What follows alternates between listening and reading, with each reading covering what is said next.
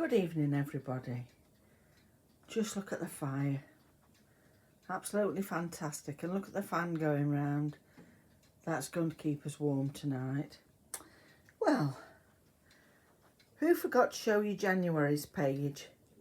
That must be me then. The Country Diary, Birds of the Countryside. Let's have a little look. That's got the moorhen at the bottom, look. And the woodpecker. January. Winter flocks in the fields. Struggle for survival and garden feeding. Moorhen. Adaptable, versatile and mysterious. The secretive water rail and predatory errands. And that's January, look. Some beautiful illustrations here, look. And I'd forgotten to show it you. Blue tits feeding out of a half coconut. And I remember when I was younger, we always had milk delivered to the door by the milkman. And anybody of a certain age will remember that you had to either cover your bottles up or you'd come down the next morning and the blue tits had been there before you did. And you could see that they'd been into the foil tops and pecked some of the cream off the top of the milk, because you always had the cream on the top of the milk when I was little, and then it'd be the milk at the bottom. So there we are. I just thought I'd share this with you.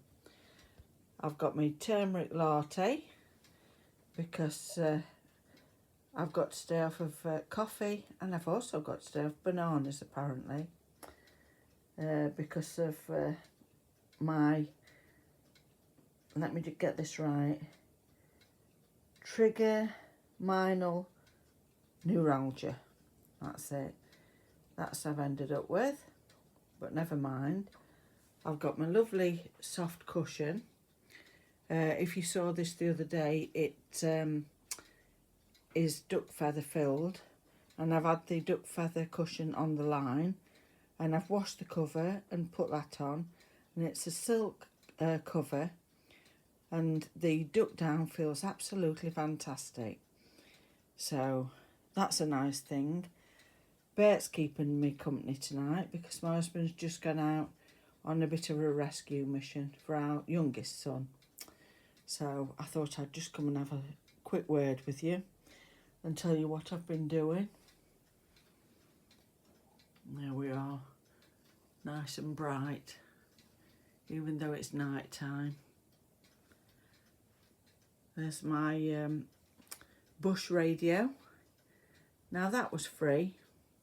It was what somebody had got down at the allotment, and he'd stopped with his allotment, and my husband bought lots of things off of him, and the bush radio was just a gift, so that's good.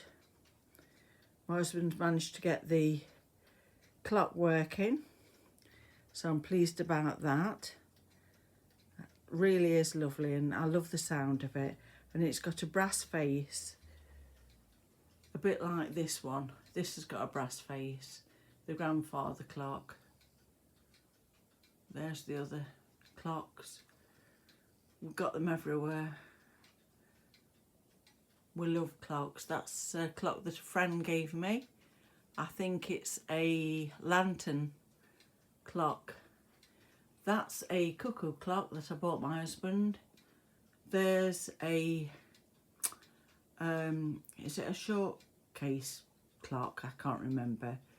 That was in my youngest son's house, the first house that he bought, and he didn't want it, so I ended up with it. That clock there, my husband bought it from a antique shop that was not far from where we live. And then the other ones up there, those three, they were found discarded. The ones that are like the Westminster ones. Then there's a little square one. That was one that I think my husband might have brought it.